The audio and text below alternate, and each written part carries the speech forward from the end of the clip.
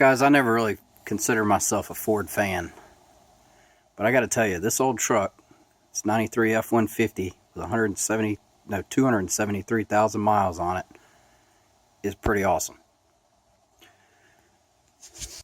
So yesterday I noticed that the AC compressor, which I know hasn't been working, you can hear it when you turn it on.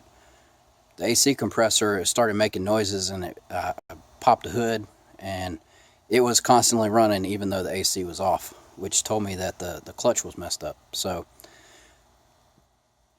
drove to work, and that's when I checked it. On the way home for lunch, I got a belt, drove back to work, which I live 12 miles from where I work. So I drove back to work, drove home that night, figured out that belt was too long. So I ended up driving back to work today, drove home for lunch, drove back to work, drove home again, and on my way home I stopped and I got two belts. And I stopped at the house, got some mail, which I'll show you in a minute. Brought it down here to the shop, and right there is where it sits, and it decided to shred the belt. I was so paranoid that was going to happen. That's why I had the belts with me, but I really didn't want to do that on the side of the road. But yeah, she made it to the door of the shop. Went to crank it up to pull it in. Engine won't hardly run because that compressor finally seized up. So like I said, I never really considered myself a big fan of Fords, but this truck's been pretty good to me. Alright, well, I'm going to pull this belt off and pull it in the shop. I've got a shorter belt to bypass the AC. And also got a idle air control valve. Hopefully it'll stop it from stuttering and stalling on me. Alright, I'll be back shortly. Well, what I suspected happened, or what I suspected would happen, it happened. There's the belt. It didn't shred it completely, but this is a 6-rib belt, and that's only 5 ribs. So this belt is ruined. Of course, this belt's been on here for years too, so no big deal. It was too long anyway for bypassing the AC. So that belt is now junk, along with the pieces that were wrapped up everywhere. Junk. So there is a new belt. Now the first one I bought the other day was the wrong size, and I got these from Advance Auto. They're the cheap belts that they have. They gave me a 970K6, which is the one that is in their computer system for this truck without AC. But that was way too long, so I got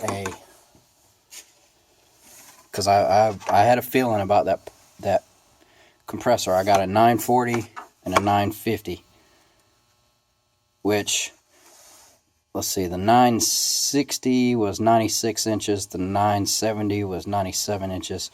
So you see, this is about 95 inches. I think it's 95 and some change, but not much. Same with that, 94.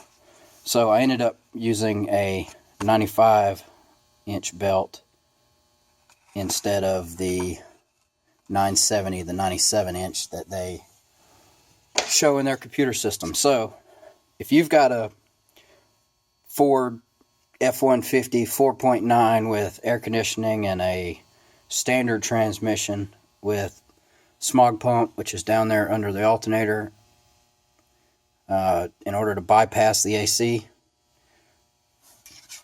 you need a, what did I say it was? 95-inch belt. And right here, there's the diagram. See the red dotted lines? You just route the belt that way. Water pump continues to turn the correct direction. All the other accessories, they turn the correct direction. So yeah, that's it. Now, one thing I did have some clearance issues with the pump, with the compressor down here.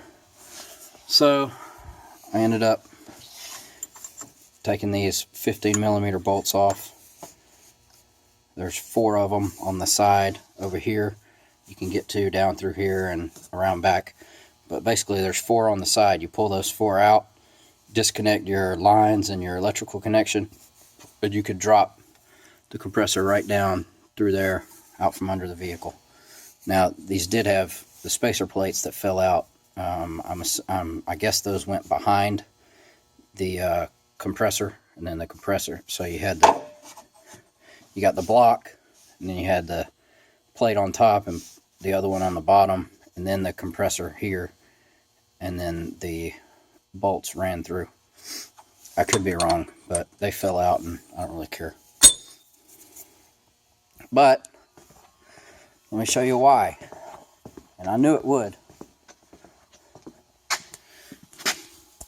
See, that pulley is kind of all cockeyed, cattywampus. But it is locked up solid.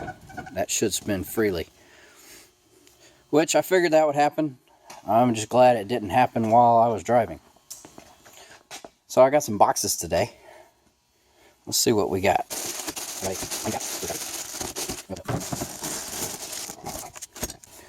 So I got a rain cap for the tractor, 1 3/4 inch. You know, you can't have a tractor without one of these things. Let's see what else. I got this from Summit because I had some reward points I had to spend. Stickers.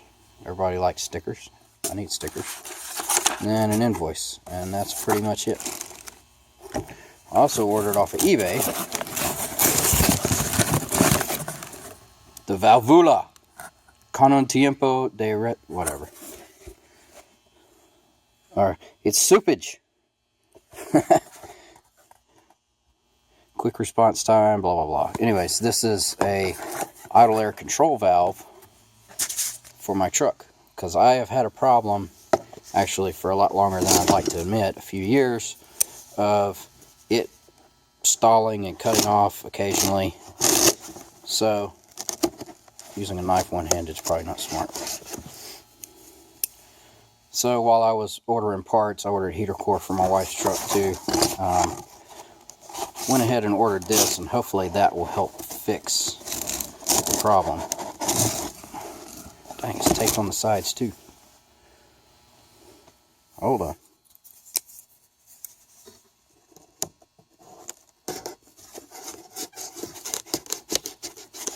This is a dull knife, by the way, so I don't think it's not much good besides cutting tape. You serious?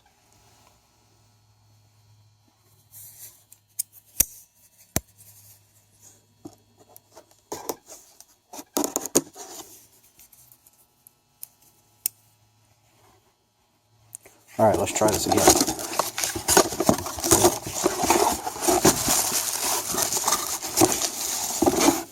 So there we go.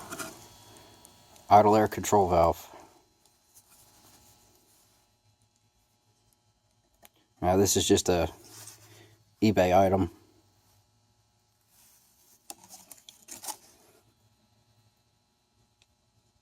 But it's made in USA. So what this does is there's actually a stopper in between these 2 holes, and what this does is at idle, this stopper goes in and out depending on what the computer tells it to regulate the amount of air, and therefore that, you know, helps with the amount of gas, all that stuff that makes your engine idle correctly and not stall or idle high or fluctuate up and down. So hopefully this should have came with a gasket. Hopefully this fixes my problem. And it did come with a gasket. It's kind of creased, but it'll be alright. Alright, well, I'm going to get that thing put on my truck now that I bypassed the AC, and hopefully tomorrow I'll be riding to work with no weird noises. It won't be spittering and sputtering and dying and all that good stuff. So this, I'll show you real quick on the truck. It's real easy. I mean, this thing is This thing is right there on top. So it's basically 2 bolts. Take it off, clean your surfaces, use a new gasket, new part. Should be good to go, hopefully. We'll see. All right, talk to you a little bit. So here's the old one that came off. It's kind of hard to see down in there. I'll put a picture on the screen. There's the new one that I'm about to put on. Now this one that was on here, like I said, 273,000 miles. This is original Ford, which is pretty cool. Even the gasket's still in good shape. I mean, that would probably be usable, but it's got carbon buildup and stuff on it just like it does inside it. So alright, well, I'm gonna get this replaced. It was just 2 8mm bolts up top and this electrical connector right here. So I'm gonna clean up this surface a little bit with some carburetor cleaner. It is kind of a bunch of carbon in there. You can see I'm wiping it off with my finger. So I'm gonna clean that up a little bit and stick the new one on. Well, that was it.